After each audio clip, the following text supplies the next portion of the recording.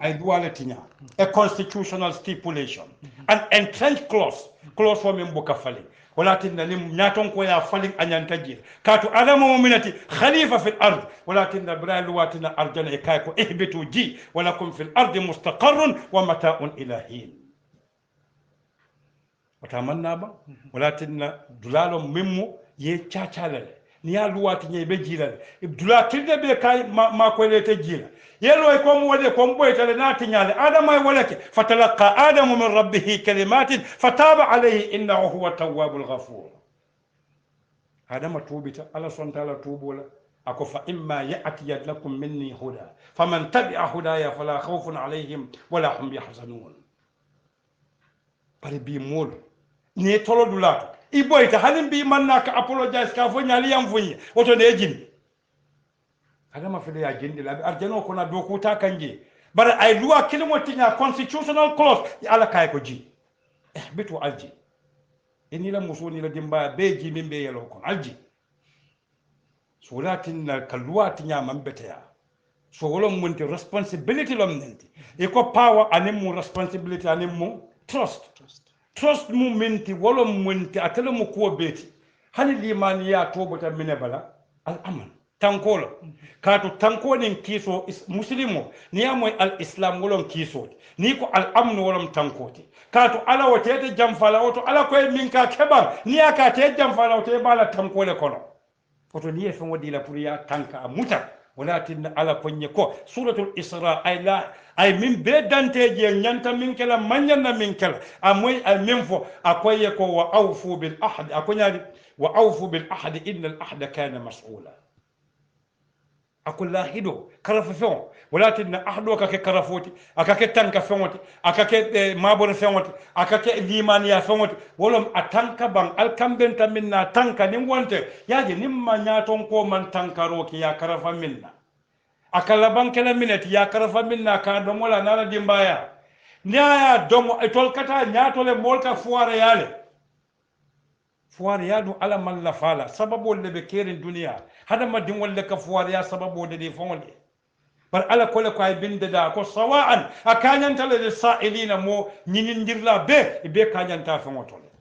oto ninnom problème wote min nyantalon kaje ko folo misil makunda mo be salon ko ila baro nin ala la dunyo nyanta talala fula nyaw nyaton ko salon ko atela sembo mo wala ya diala barata lim molu fana be ala la sembo ye wala tamande walakin nan kat ayo min foy suratul baqara aya tan sabanin katafu aya tan sabanin warawla nim misili modi yake sila bosoti karam bungolto yake sobja koti mi kabinke li political science e kana fa ko li political science yake li hadamadin kunda dedala londola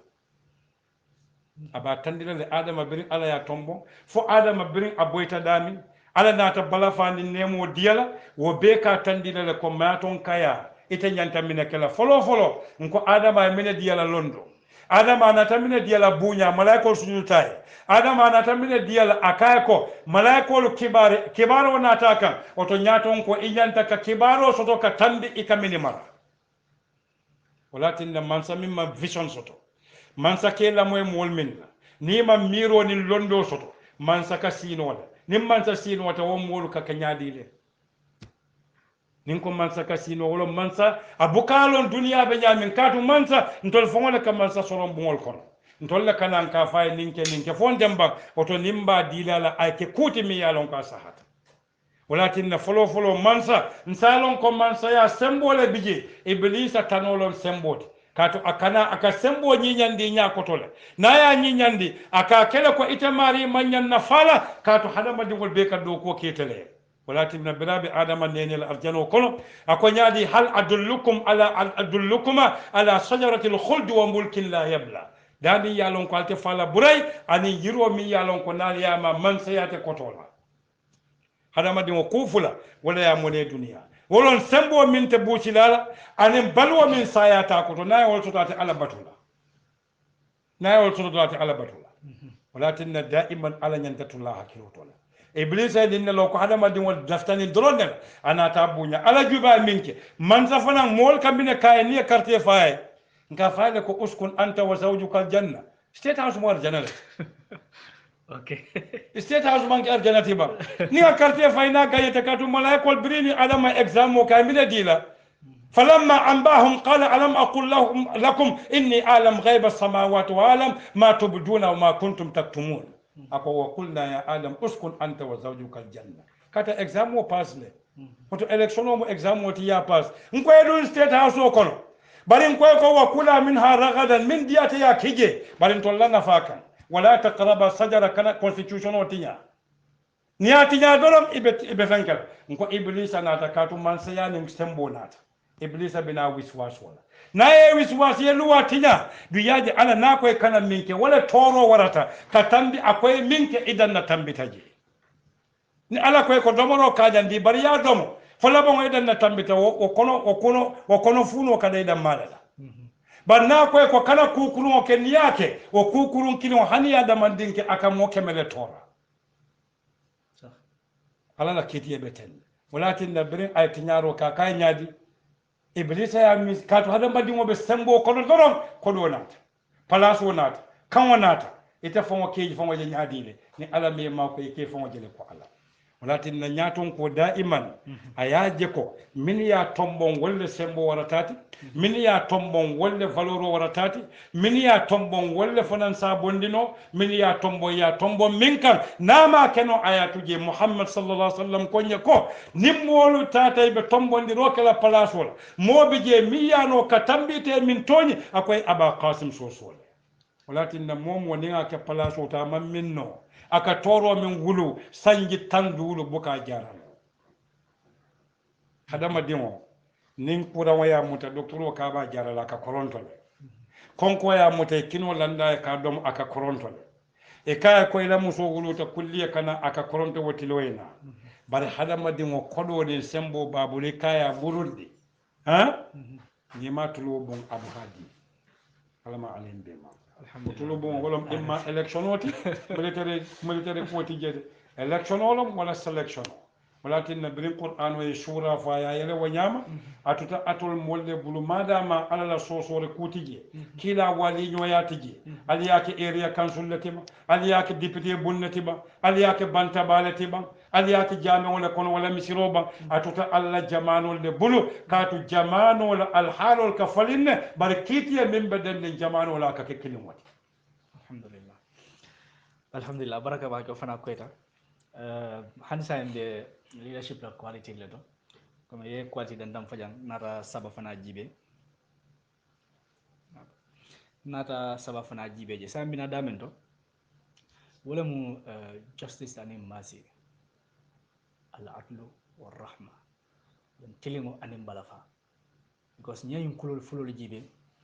ni kilin jibe je bakar kaskeno ni me ko dobe askeno maybe ni do sama bake do kanta yon faybul bar fo ñu sifal balance ana kila alayhi salatu wassalam hanada misal fe ko ala kay ko ma arsalnaka illa rahmatan lil alamin ala bala fa warta akamul faham fana nda akamul la kul fana bulel ko kila shuurul fana kanta bar wo be kata nyaawnya kidiyo be damta tilo ngena tamana je kila sallallahu alaihi wasallam ko caahan wala abe nga hakilo be hala hadiso do la me yalon ko history da men yalon ko ka fona da kay ko nyimun na mo bunya balde bar sunya rolo kitabulo ko ka itele suda la kila ba ka sallallahu alaihi wasallam te ya fa ya manene pro because no da na punishment on kenyin na kabilo kanta maloso akoy ko hanada misal fe ko ndingo fatima wala sunyaro ko do be mbabulo kondo so ka menten mo wala ngindi ko ala bala fa warta nyawnya bara kaytan ne ko tilimo be damanta kana chahan wala so sa usas nyin lando pour ka nyani ton ko faale na to jibe al adlu war rahma justice and mercy mi nyaton kala baraka bake lamen ka chate kum falano nim man jamfo wala mo tilimo anin kiti tilimo momo tamo min te kadiya min boyti ka boyta min belala kay lakan min bolota a bolota siti nyabo min belala kay lakan anin ka hina yaje mira tannim fulale biji musen me kunda mira tannim fula wolom balwunya tannim fula ni timmata doron ni nyinen karo abe soni ala baki folo min tata munna ala subhanahu wa ta'ala ka kilimbaya ka batu ka ke jomati as ay min fo yaati fulan jaw ke fantanka ka soso saban jaw ku kende ke nanin jaw ite halamadin kunda mo kunda la badi ya ka ke kilin wati innamal mu'minuna ikhwa mo yala folwata mo munti دين كانكيات ولم حدا مدين على يا بونيا ولا تناكو ولقد كرمنا بني ادم سوره الاسراء مدين ولا بونيا بيجي على مويا كان ولا تن على سبحانه وتعالى جناب ادم سسلا كان نينك اي بونيا لفولو دي لا كات ملائكه سجود تايل تكريما كابونيا وامتثالا ادنك يا مروك لامر الله على يا مرولا وتو بونيا وبيجي مولا كموت كودي سو ولا تن تلينغو ajube ba Allah subhanahu wa ta'ala min fo muslimole akom atol bol min dankene yata alke lolati lo mi ya lon ko alte bolaka munna qawamina bil qist shuhada lillah alke lolati tonya kan tilingo mo fulal tilamin tilingo fulalo tilingo mi ya lon ko ila nafa bije alin tilingo mi ila nafa tije fulalo okay walatin qur'an wa yibinati ay kilingo tola qist la ay kilingo tola munna ay kilimo tola al adl barni al qist wal adl abekala minaka al haqq walam tunya walakin birana ta koyko natara ibe tonya fola natara ibe kilimo kala akonye wa adilu al tilin walbe kilimo kala mun tole hali natara akate famolati akate la wulula lati akate badin sutun wallati akoyko al tilin huwa aqrabu lit taqwa wala famu ala nyasalamu ومؤمنتي ومؤدلولتي بر القسط ولو منتي قسطو إتماري لنفابيجي أجوبي إتماري فون إلى نفامو يفون لك إلى نفامو إلى ولولا لك إلى نفامو إلى بعدين شتوم لك بر جان أقوي لك القسط تنمو ولو equity أتلي دينكا justice justice مومو تامو منتي كولي ديالا من تامو منتي يا بوسالا بر ولا تنا إتنانو إكافو نيكونا ينفو إتمان تلموكي hali ni moye mofa abantaw qur'an wa mina fo yeje akoy kamben tadiya la sariyama ya koyndi ako minom fa ittiba'un bil ma'ruf wa i'ada'un ilayhi bi ihsan ikatili wala folo tamande nin tilimo man tama ibuka balafa natino walakin tilimo kono balafa ka soto waleto walakin wal asr innal insana la fi khusr illa alladhina amanu wa amilus salihat wa tawasaw bil haqq ولم تونيا لك سبت تونيا منك الوكان العدل تليمو موتا مومنتا ديالا يمين لون إتمين سبتين دينو بل نيبو توتول إكنا رحمنات بلفا فبما رحمة لنت لهم من الله لنت لهم لو كنت فظا غليظ القلب لم فدوا من حولك سونيا كنا واتي جمالي محمد صلى الله عليه وسلم أسي سونيا كو بيتو فوقو دانتا على لا كلمة بايا أدين تونيا abuka soni yanoje bari bi jamano min ba konon tol ka soni yanin kollela wala tinne tafula njeno balafa nati yadi inyanta balafa la miye waye mole toni ay min toni wabe lare lopitala singobe kunturi kodo buka singo falinno bari tonya tini wakati nale wa miya lon ko ya singo kuntu akalon ne kon yaje en belare nja oto miyen tonya fanan singo kuntule tani be kolo da maliya mi ya singo kuntu ba ninno mutine wati al qasas walakum fil qasas hayatun ya ulul albab hakili kesa donki bari tinano e konye ko yamfu balafa ntol lajay ko momo e sabari balafa yamfu fuwaro lo mi ba fa kanne idene mamu e kona voltiye yamfu idene mamu e kona voltiye yamfu ika fuwaro le yamfu nyinala atu alabul ibe fuwaro fala du wole kafa yam fima hako diyala wala tinna duniya man tembeno nko mol besi kata nyontole wala tinna momin ka diyamu imalle fawla ita dalala no mo alama alay bi baraka baki kamera minaji wala na line wala maybe mol bela fala pour ka kela finale la mirol fo wala e dace programme moto mona mo fala contribution de se menkino programme ko naskena ko mala baki ba hanu tam da dambe last part la fanga dandamento wala mu shurati because ngani jiko ngani mankuto me fulida la karola jiko tonya telingo power trust and also be ngol be ka funyo mayandi inshallah njikita ko ya ko indi nyame ngani ya fano nyam fana ngol be ku jama bala karano je fana abari shura fana niyo fana jibe because Allah subhanahu wa ta'ala even for Muhammad lam janebe asomna mbena nyaton ko manko dantan ne fola abe momoto alonko ala yede dale pour ki nyaton ko ate momoto de fono nyaani ni isala banno wala amela banno class wono sa nyinda to ma o jibe على محمد على من فوق كلا صلى الله عليه وسلم وشاورهم في الأمر فإذا عزمت فتوكل على الله سينيا سبق القرآن مسلمون فنال وأمرهم شورى بينهم مما رزقناهم ينفقون so nyimud lati me yalon ko akuma ta baje ka tan ni ko nyaton ko afana manke ni ka fuko bawon telebeje oto men diata nyembe wala fala kare men fosile o man kumaya kare fana men fana man kumaya bar han san ka balance because je kuma do fajan nim mol ko shura kanyo consult ke la moy mol la miro la yemen foje lamon lamente mol bu ko majority jibe ando ko kum mo nyana understand ba ka e buka majority ka tonya le tonya hala mo clean ya fo ayina tamala because alaka me walakin akthar an-nas la wa yajri akthar man fil ardi yudilluka an sabil so mo nyana wala understand kaje ko even though ala silo wele le pour mo ngalla moy nyola ngala miru ngalla mo nyola miru la nim fana nga idea de nyola baro mo min ka fo ko nim men fota wala nyana ka ya ngaro kum maraba so nyin shura be damen to jang lafta pour ka shura ni ya gena elaborate mo le ya faham ba yalo ni ko shura wa amruhum shura bainahum wa shawirhum fil amr wa idha azamta fatawakkal ala Allah hani dindin wal ka bondi sun yoto qur'ano ko banem fa ita nyum mushawara jani ba bondi rasul consultation parce que minom wulula banim fa e tolle londo soto dindin wala jata kende ala al halu wala tinna ko ala tashawurin wala nyon sawra nyoya shura arabu kan wala batamine bala shara wala ka fen display ka fen wala kena mo moyaje firi fen wala fitala yata ni mala fiyatuje niyaje wala tinna to mu display rete niyamoy wa amruhum shura bainahum yalo hakilo de sonna ni nakafu gambia be bentili kilin kafo be ko kilin kacala ka to folo ata kela ata minnal bafula non to tamo be bitanna kasi folo min sana la bafula no tamo tante bulu na tiyo mbita tiyele bondila do bafula tamo te mol bulu wala tinna nin dulalo duniya e min nyinin ka experto ani molu min ya lon ko bin ka min kili stakeholders minu la nafa bi je bari bi stakeholders ndeke kili exploiters le la sungol ya moy ko stakeholder be dawda sunyaro bi parce que foiro lom stakeholder ti e kabula santoto e kana workshop o ke munto kairaba hotel oto e ka kini dima soto je ibukate so kinola hani ko lo mi kadi le e ka balala ninno mo fitino te mimbe kering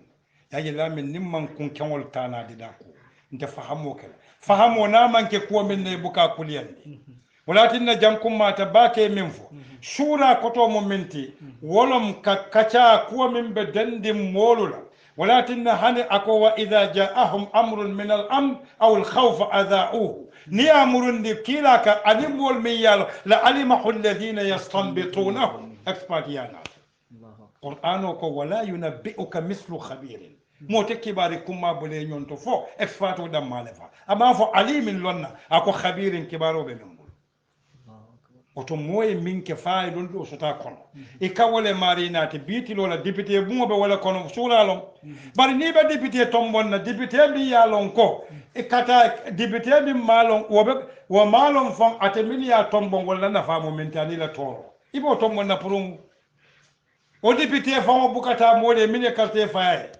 o manque député o mu don wornalti o mu do ko nyinin nalati na problème o mo mentin kamini tombo e manjanna tombon malo mine ka sabo ni nga wonde dano doron ibajele le ko shura be koydal shura imma yake mbajili soti ko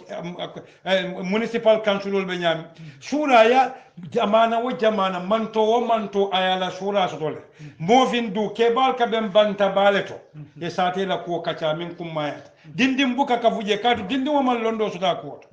malo fay kumo moy oto nin tata wo bunda to be min kala wolom nyinti wolom nintimbe min kela fonsa katabake nin ko shura ajube shura damma ayo kone buka cikaje mankutu jama wala cikaje akoy ko ma utitum min khairin ako famata'ul hayati dunya wa ma idda Allah khairun lil ladina amanu liman yana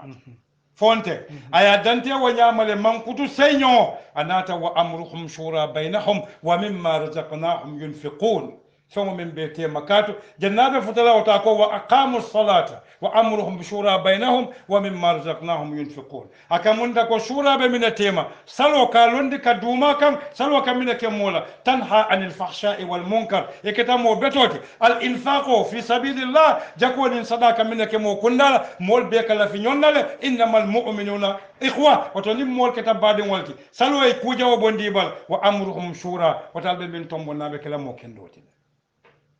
ni mankita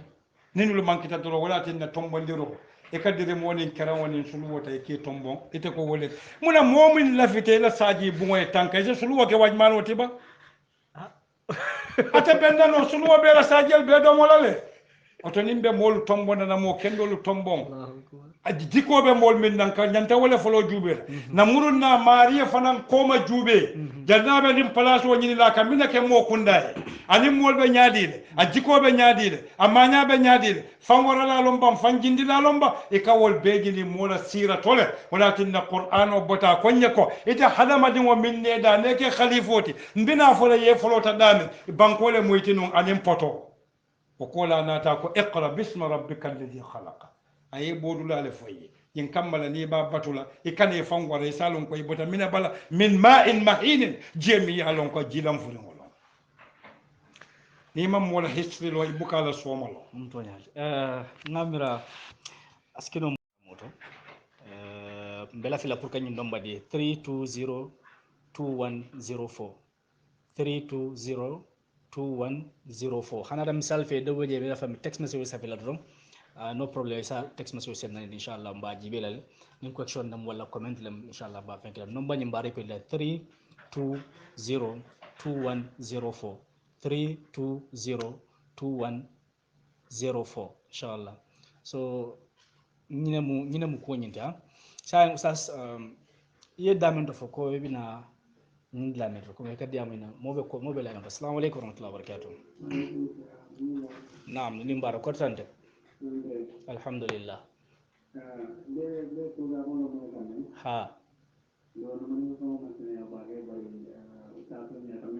naam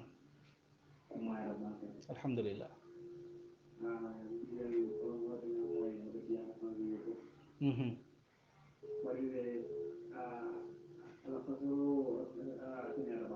ha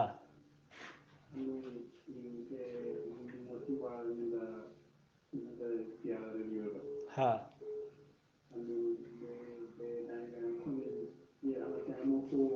ha inshallah okay no problem baraka ba Sheikh Hamma Jaite aywa baraka ngala do fana bila no assalamu alaykum warahmatullahi wabarakatuh assalamu alaykum naam jumalam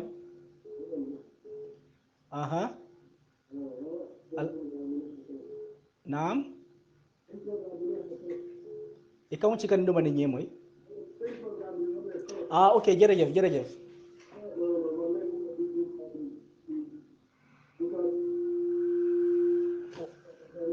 wañi sa radio bi tuuti pour ñu mëna dem man nga wañi sa radio bi tuuti alhamdulillah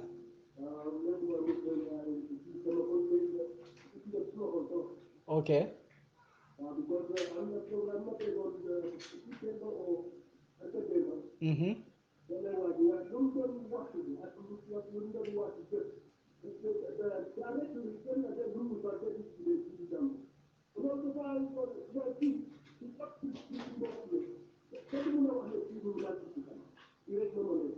jërëjëf ñu jël beneen hello salaamaaleykum naam jumalam naam alhamdulillah ko tante alhamdulillah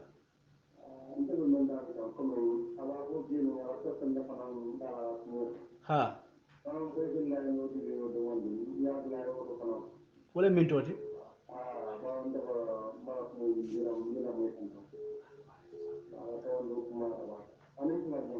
sorry ye kanata male ko ngamun senka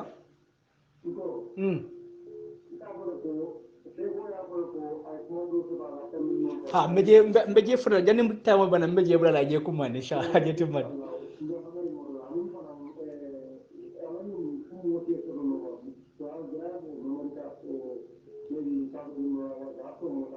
ha isa so non ni radio je ba so non la ngoni ala radio je ba so non la ite na radio to maybe nin flash be wol memory card ina sa na ba di le inshallah aywa abaraka baka abaraka nga do fana be la non to la no be nyokam assalamu alaikum warahmatullahi wabarakatuh naam jumalem aywa ibe alhamdulillah ko tan ay dro abaraka ha aha ha ha ha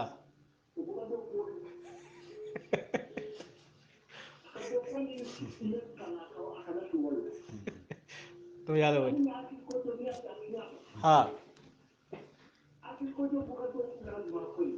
ha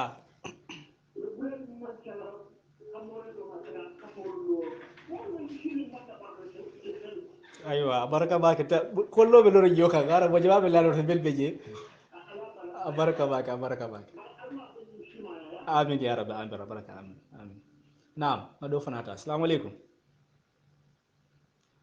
assalamu alaikum warahmatullah assalamu alaikum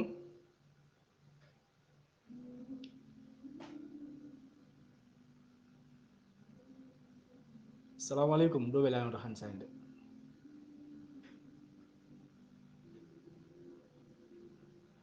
okay mo be jil han sande assalamu alaikum okay do ba foka ka foko ko men na tamo nyin nin sala fa bar kamera nyin dalta ka ke 1 hour te foka ta fa bar wakil ta alhamdulillah na 30 minutes la faje ka kuma sa half past 3 kata fa jani 5 nam do be la assalamu alaikum warahmatullahi wabarakatuh wa alaikum salam wa alaikum assalam alhamdulillah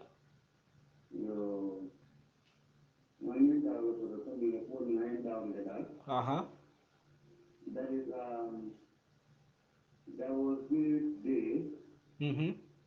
that was last Friday I don't know what the imam coming about leaders are to be respected. Yes, he said we will respect our leaders. We need to make it again. We need to say something bad about them. Bela moy kan sa wala ila fo ko nyinin ka wala fo ase kenol wala fata kenol okay okay manna ma koy okay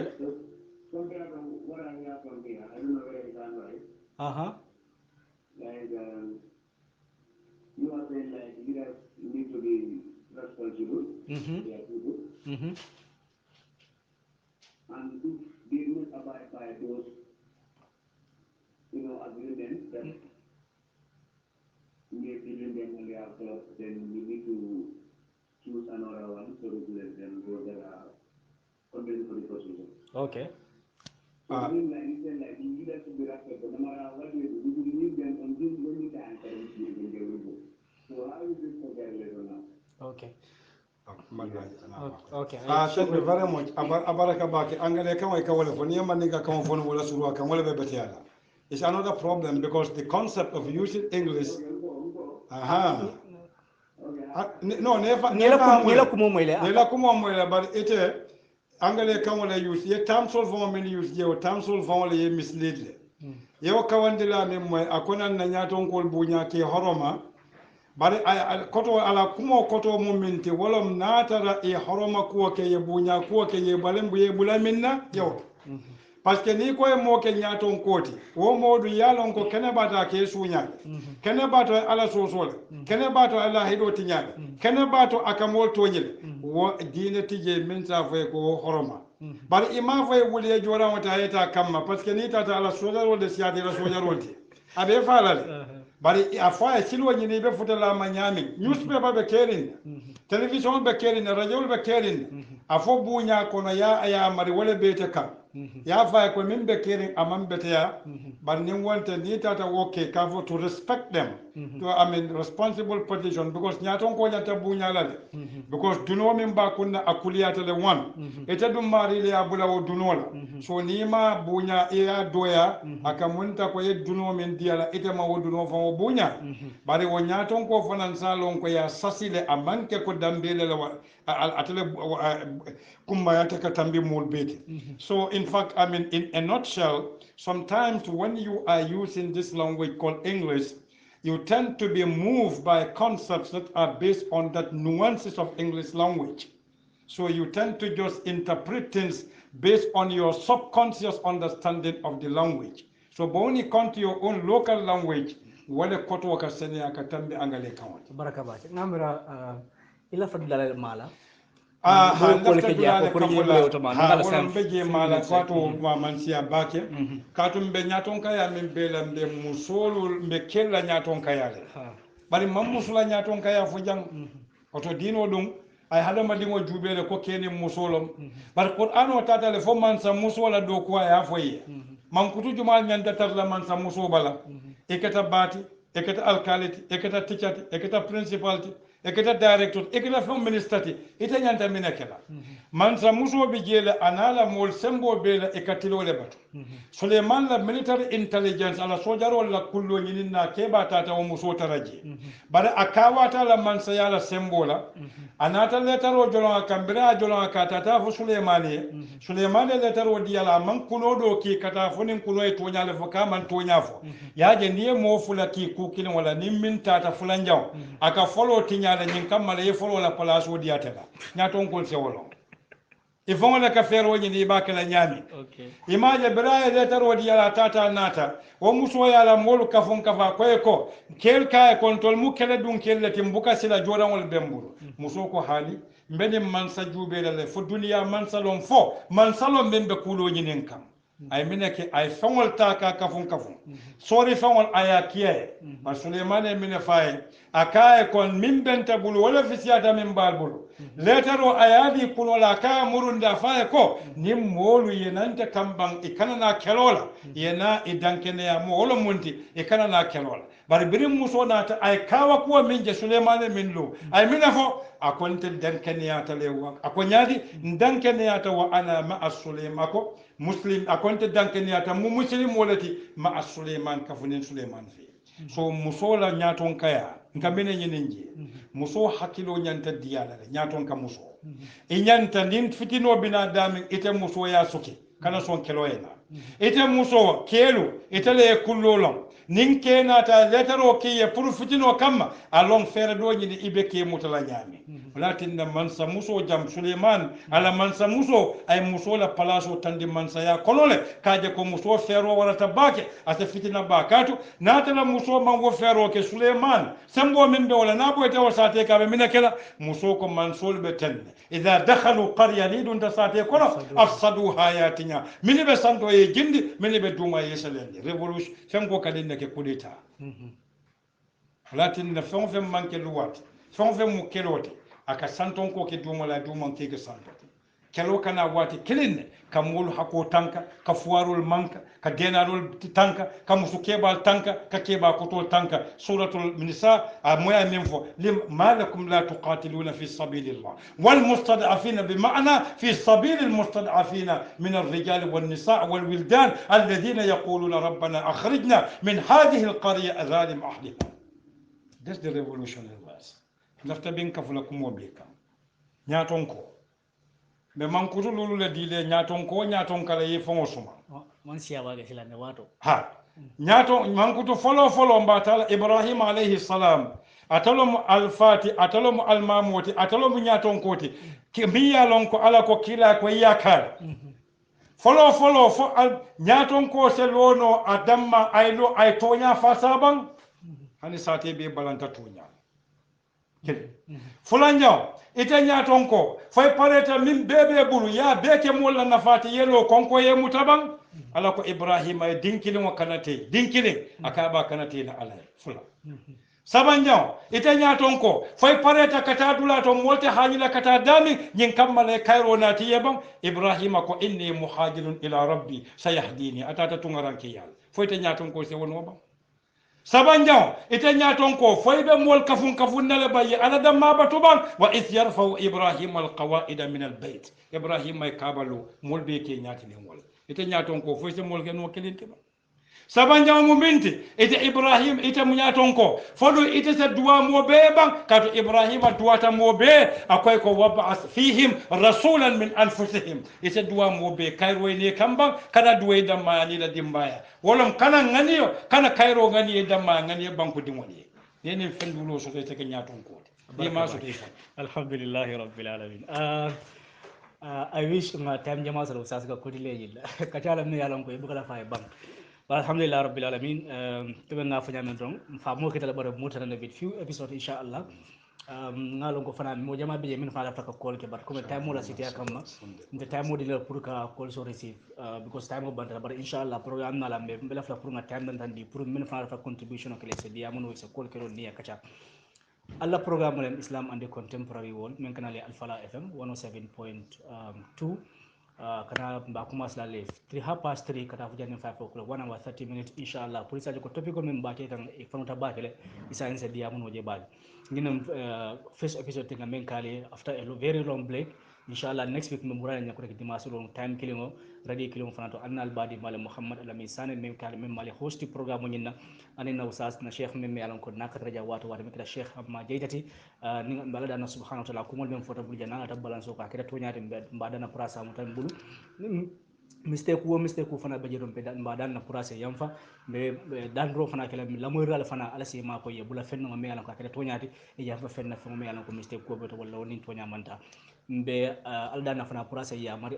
se simaya ay mabe fana next week la inshallah min fotara jadrom mba fulale ko fo next week inshallah subhanakallahumma wa bihamdik